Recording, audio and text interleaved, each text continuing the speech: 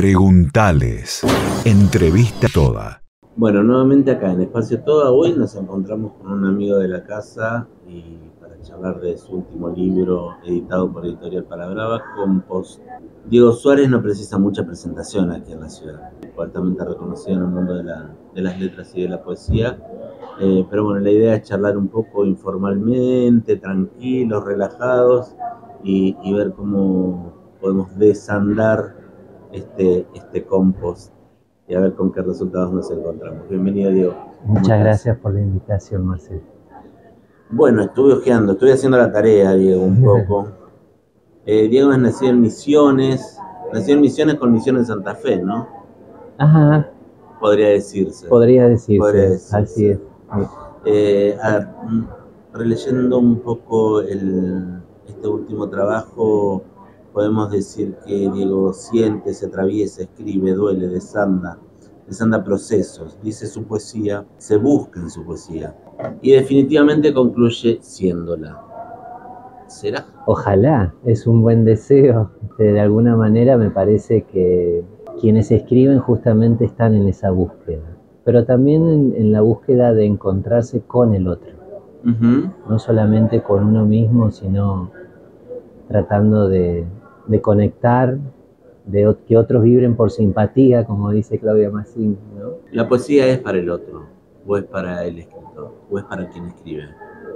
Yo creo que están esas dos instancias. En un primer momento uno trata a través de los símbolos que tiene de expresar algo personal, pero que tal vez en eso personal descubre también que puede tocar a otro, ¿no? Uh-huh. Y yo creo que el premio es resonar con el otro. Uh-huh. En el inicio hay una frase de Stevens que dice: la poesía es un medio de redención. ¿De qué intenta redimirse, Diego?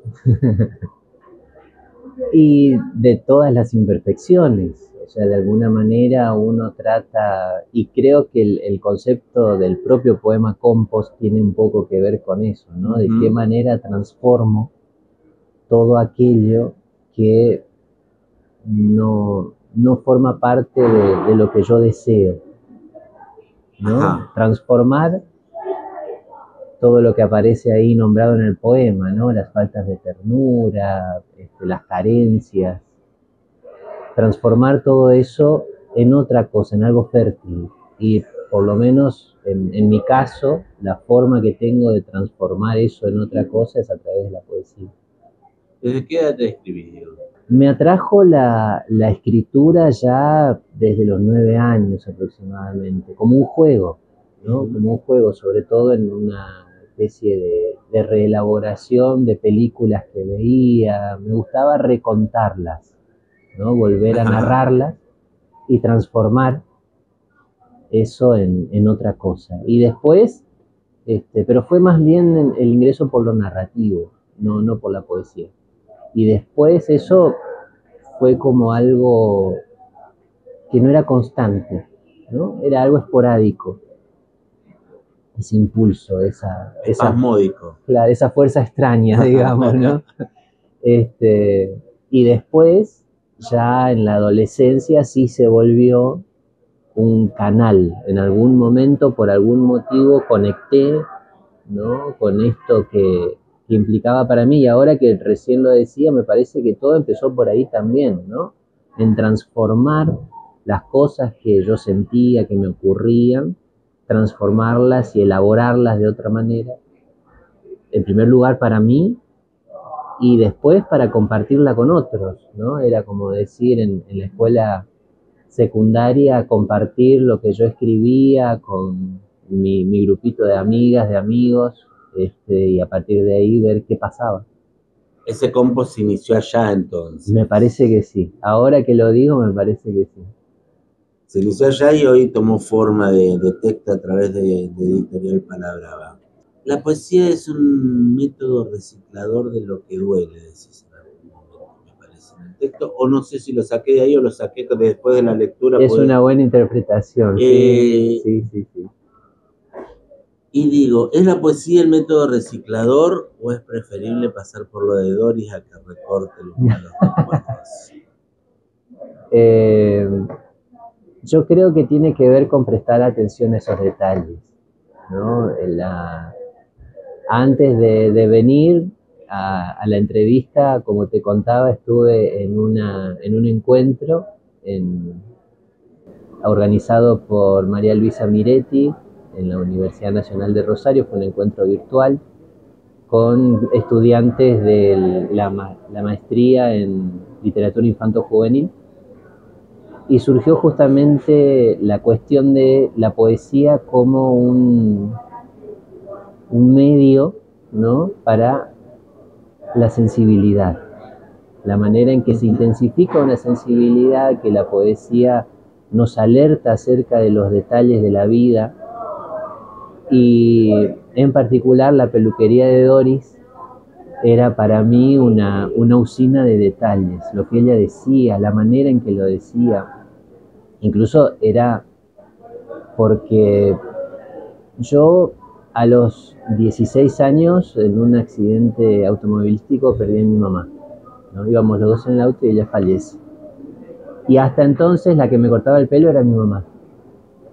Entonces este contacto con las peluqueras fue para mí una novedad, ¿no? Y prestar atención a la manera en que indagaban, a la manera en que, sin que yo me diera cuenta, empezaban incluso hasta analizarme, ¿no? O ayudarme a que me analice en esos 15, 20 minutos que estaba ahí.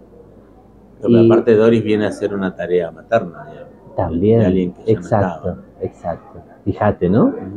Entonces, prestar atención a lo que ella decía y recuperarlo también a través del recuerdo. Ese poema no fue escrito ahí en el contexto en el cual ocurría, sino ver y recapacitar de alguna manera qué era lo que ella hacía y qué era lo que hacía en mí, eso que era cortar el pelo. Y bueno, terminó siendo esa escena adorable para mí, que era la de ir a visitar a Doris 2 veces al año. No había mucho hábito de cortarse el pelo. No, la verdad que no, se salta a la vista. Digo, ¿qué sugerís que el lector puede encontrar en Compost? ¿No qué esperás? ¿Qué sugerís? Digamos, no estoy hablando de los deseos, sino estoy hablando de las certezas acá. De las certezas. Y va a encontrar a alguien, ¿no?, alguien que intenta transformar las cosas de la vida en algo accesible, en algo comunicable, ¿no? Y de esa manera compartirlo. Hay dentro del texto también una frase, no me acuerdo si era parte de un poema o si era un poema en sí, que dice: un otro que no escucha, un ser de luz negra, amante de la fosforescencia del poliéster literario. Maravilloso. Ahora, ¿cómo lo podemos decir? Sin ser soez, porque en realidad es una hermosa puteada, como diríamos.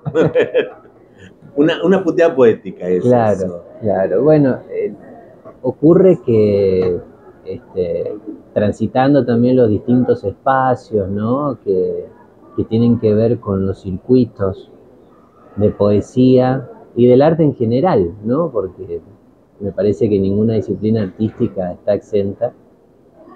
Hay posturas, hay poses, ¿no?, hay frivolidades, hay vanidades, ¿no? Entonces, frente a ese constructo que es justamente la idea de una trayectoria poética o la de una legitimación en el campo literario y demás, muchas veces se incurren en mezquindades y también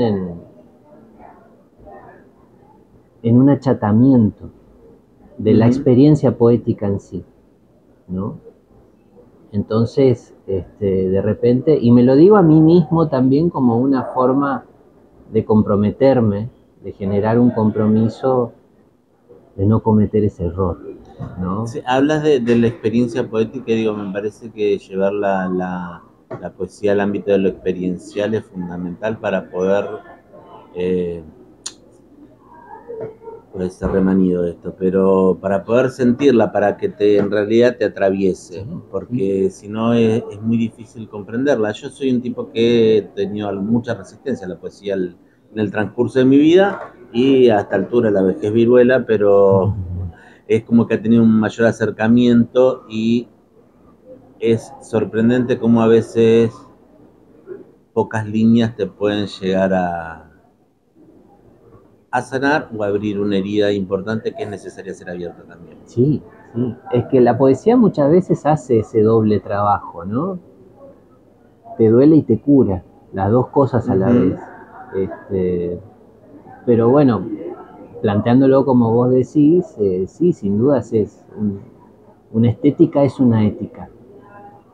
Y a partir de ahí es donde uno se posiciona, se configura y uno dice, esto no quiero para mí. Y no solamente para mí, sino para mi entorno, porque uno es con los otros también, uno no está solo construyéndose. En mi caso, si no fuera por mi familia, si no fuera por Verónica, por Lisandro, por Francisco, por la manera en que me sostienen y contribuyen a que yo pueda realizarme también en lo que a mí me gusta, eso no podría suceder. Y me estoy refiriendo al núcleo íntimo familiar. De hecho, en el caso de Compost, al tener la foto de la portada, una foto de Verónica, también es reforzar, ¿no?, esta idea de que soy con los que tengo al lado, soy con los que tengo cerca. Y gracias a eso también vamos construyendo colectivamente. Hablando de construcción colectiva y hablando también de entretejido, y hablando de tejido y hablando de hilar, que también está muy presente en Compost, esto del hilado. ¿Seguís tejiendo? No, no tejo. Ahora estás tejiendo pero palabras. Porque perdí, claro, de alguna manera eso que me trató de enseñar mi madre, ¿no? Como un entretenimiento y también como un ejercicio de motricidad fina, es admirable. Yo admiro el tejido. Vengo de una cultura... Como un ejercicio de encuentro con uno mismo es el tejido. Digo, para quienes han transitado la instancia del tejido saben que es completamente liberador para bajar un poco el ritmo de cabeza. Sí. Y además, bueno, yo vengo, en el caso de Misiones y del diálogo con Paraguay y demás, lo textil, ¿no?, tiene una impronta muy fuerte.